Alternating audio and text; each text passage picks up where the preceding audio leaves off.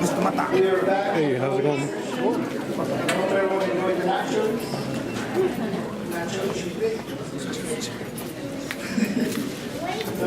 Item number 4, citizens to be heard. 30-minute limit, 5-minute maximum per speaker. Citizens are offered an opportunity to address the board without prior approval. The board, however, will not comment or engage in discussion. Presentation shall be informative only. No board action will be taken. The topics addressed shall be limited to those specifically included on the board's agenda and/or school district related. Presentations shall not include statements on the board's agenda and/or school district. Presentations shall not include statements which may be considered defamatory, inflammatory, and/or threatening against a person and/or the district. And speakers shall not mention students' names unless naming your own child, nor address a complaint against a district employee and/or officer. Such complaints will be handled through the guidelines set out in district policy. At all other times, members of the public shall not enter into any discussion or debate on matters being considered by the board. Okay, we have a full list today, so we're going to go for 3 minutes each so we give everyone enough time. And our first person is Ms. Josie Skills.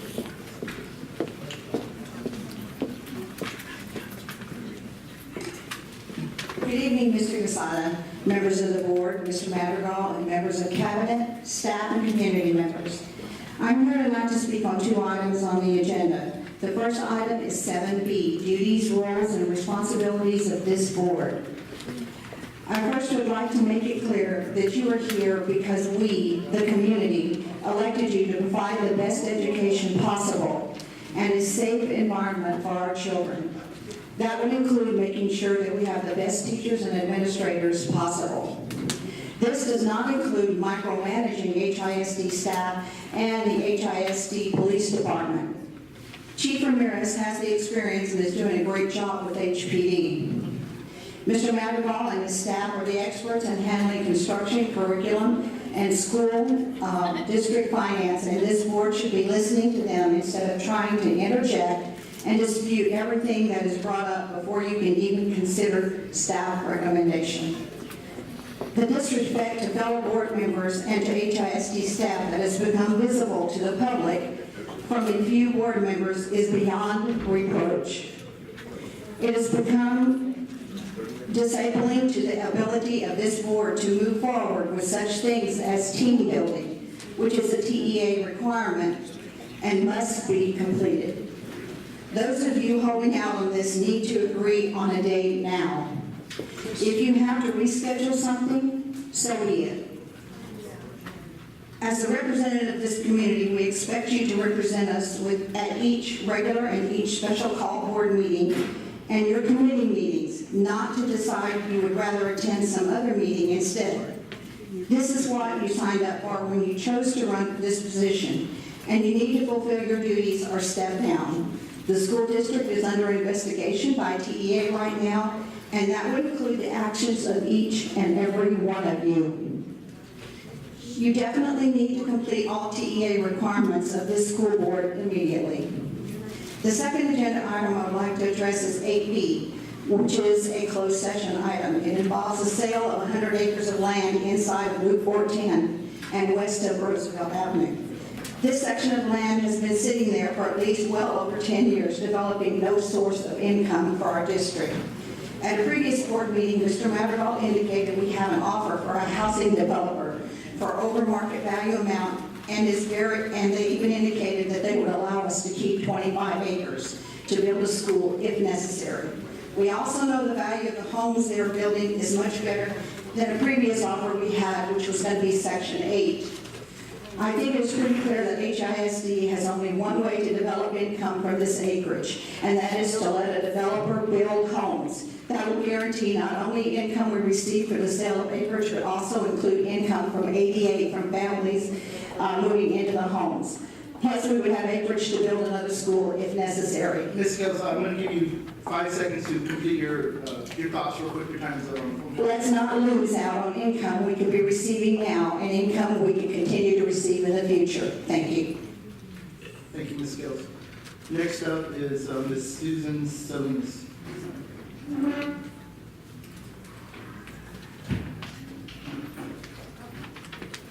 Good evening, members of the board, community. My name is Susan Salinas. I work for the Texas State Teachers Association. Tonight I'm here to talk to you about DACA. Who are the Dreamers? There are about 800,000 young children who have been brought to the United States. They have been able to go to college, pursue their dreams in the country that they call home. Thanks to the Deferred Action for Childhood Arrivals, which has been protected them from deportation. In September, President Trump announced the end of DACA. So who are these children? Well, if you notice that out of 15 out of 32 year-old children, half of those are DACA, and those children tend to go to college more than anyone else, which is very interesting that no one mentions. Also, there are colleagues. The Policy Institute estimates about 20,000 educators are DACA limited. They include Karen Reyes, a 29-year-old teacher who has deaf children in Austin, and she said she was brought here at age 2. And she said, all I want to do is teach, and I want to help my kids learn. The other thing to notice that out of the children that are here, half are already enrolled in schools. So what we're asking you to do, or what we're asking all the community to do, is take a look at what's going on in this country. And we're asking you to do one thing. We want you to contact your senators, because Dreamers are the American dream. Tell Congress to pass the DREAM Act now. Dreamers are young, aspiring Americans, part of our communities. They are students who deserve every opportunity to learn, educators who inspire children each day. Members of the military, our neighbors, and friends. Congress must act now to protect our Dreamers by immediately passing a clean DREAM Act. All you have to do, you can go to tsk.org or NEA.org, click on the link, there's a postcard already done, and all you gotta do is say one sentence, and it will go straight to your congressperson. So we ask you, everybody, please act. Support our fellow Americans here and let them continue to live their dream in America. Thank you.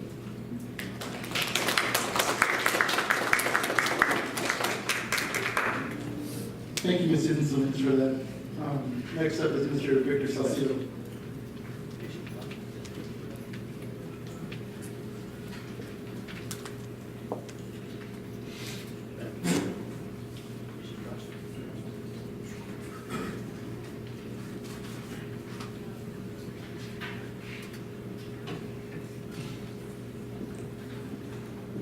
Good evening, board members.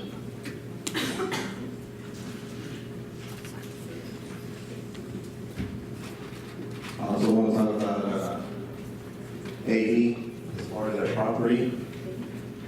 Yeah, we've had it there for a long time, but when only one person comes and starts looking at it and gives us a bid, then it looks a little fishy. Instead of different people coming out and giving us bids. And it's been the same person all the time that's talking about that property. I haven't seen it in the paper. I haven't seen it in anywhere where there's Martindale is selling some land, or other investors can come in and maybe put a bid on it. No, it's been the same one. So that makes it a little fuzzy, you know, and then to let the same person negotiate all the time, that makes it a little fuzzy. You gotta remember, it's actually 2 years ago when there was some property, it's almost the anniversary of that property, that the board members had to make a decision on somebody buying property. So it's a little fishy. Think about that. It's about 3 years, maybe, 3 years. So, board members, y'all are here for the school district, for the community. Y'all are actually, of course, were voted in for the community, by the community. And if you listen to the community, then you're doing your job. Because we are asking to always think about what y'all are doing. Just don't jump into it because somebody told you something. look into it. Look into it, because there was a appraise given on that property, and it's worth more than what they're actually telling you. Because I looked into it. Thank you. Thank you, Mr. Vickers.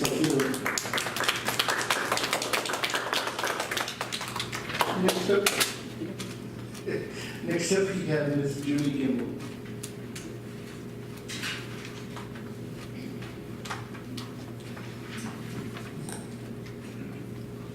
Good evening, Board President, Board members, Superintendent.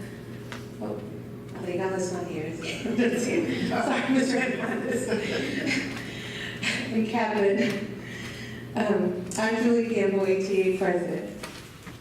I'm here this evening speaking to you in regards to our health insurance and ancillary products. At our last advisory committee meeting, there were a few recommendations and concerns with United Dental. We recommended to go with United Health for the health insurance. TRS is not an option for us. Once you go to TRS, the district will not be able to get out of TRS. Across the state, there are many districts who are suffering and having to pay high premiums with TRS. Right now, there is a bill at the legislative floor to try and help those school districts who had opted to go into TRS and are now trying to get out. We know health premiums are high. We are asking our district to help us with more coverage towards the insurance, at least for this year. Mr. Madigal met with other districts regarding our health insurance. We hope for a coalition between small districts that are in the same boat as we are, that we can unite so we can have better insurance coverage and premiums. In the past 2 years, our employees have not received the $750 retention stipend. HEA is asking you to apply that stipend to employees who are enrolled with the district's health insurance. We are hoping this will help our district retain employees. If we don't start thinking outside the box to try to lower premiums, we will lose employees to other districts, which will cause a ripple effect, costing the district more money to train teachers. Employees looking for insurance outside the district, which will then cause premiums to go even higher. Northeast absorbed the increased cost of health insurance this year and did not pass it to their employees, and were held harmless. We are asking this district to help employees with a $750 stipend so we can retain and attract employees. I'm also going to tell you my 2 cents on the land, since I heard it come up. First, that we follow laws and policies regarding the land.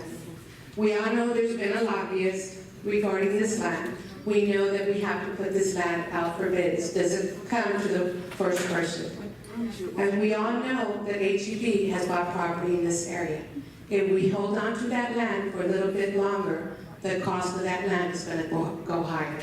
And that would bring more money into our district. Right now, we need to concentrate in keeping our students in our district from going to other places. That is our first concern. We have students. How do we retain them? Thank you.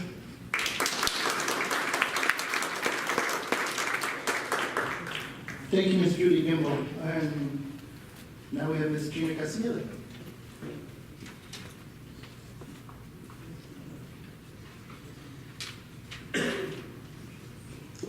Good evening, board members, staff, community.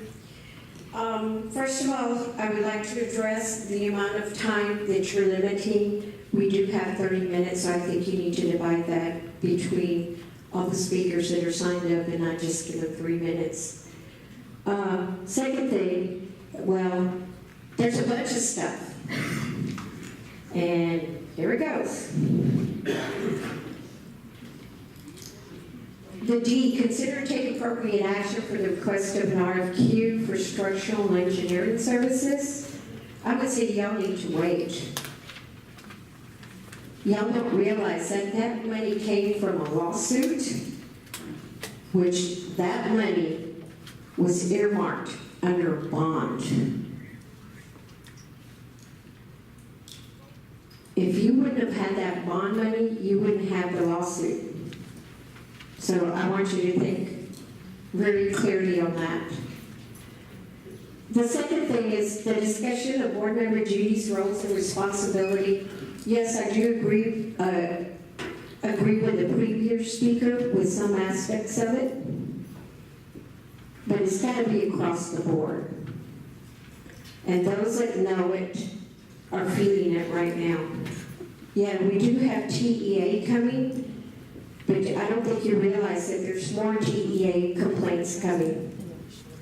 We take this very seriously because the board is not looking for the best interest of the kids. They're looking for your interest. Okay? Second thing, I don't know where this particular person gets all this information on the land. It baffles me unless there's an inside line going in. But let me tell you, I went to go visit those properties because I was looking at home. And I got told by 2 salesmen that the property for the phase 2 and phase 3 were already bought from the district. Imagine that, if that fell in my lap. Any action and it keeps going up and back on the agenda, back on the agenda, we are landlocked. Making money and spending money are 2 different things. So if y'all want another investigation, I'll be more than happy to do it. Because I know deals are being made. When somebody out of the blue tells me, they already bought the property. Second of all, I want to say, Your time's up, Ms. Guston. I'll give you 10 seconds to finish your thoughts. thank you. The other thing I want to say is how can anybody in the Bond Oversight Committee give you input if it's after the fact of the building committee? That's not being transparent. So I want you to realize that. And I can go on and on. Thank you, Ms. Guston, for that. Great. Moving on our agenda, item number 5, information. Mr. Chair, Yes, sir. just real quick, I wanted just to explain my reason why I have a shirt that does not say, yeah. So just for the community, so this is the section of community input, I guess. This is weird. So the reason I'm wearing a South San ISD t-shirt, I made a bet with one of their board members that were hard in opening South San, that the loser would have to wear the other person's shirt to their board meeting. So I took 2 pictures and I sent it out. So there, after tonight, I completed my bed, but it's only takes me a little quick while. I know Karen likes that wearing this shirt, but that's why I'm wearing this South San shirt today. Thank you, Mr. Chair. Thank you, Mr. David Bundes. David Bundes, a man of his word, people. Put the jacket back on. Okay, excuse me. Item number 5, information and discussion. Curriculum Committee member, Mr. Moreno, Chair.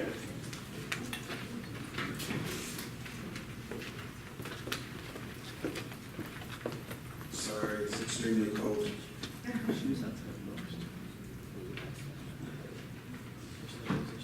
So we met last Tuesday, and we had a couple of interesting things brought up.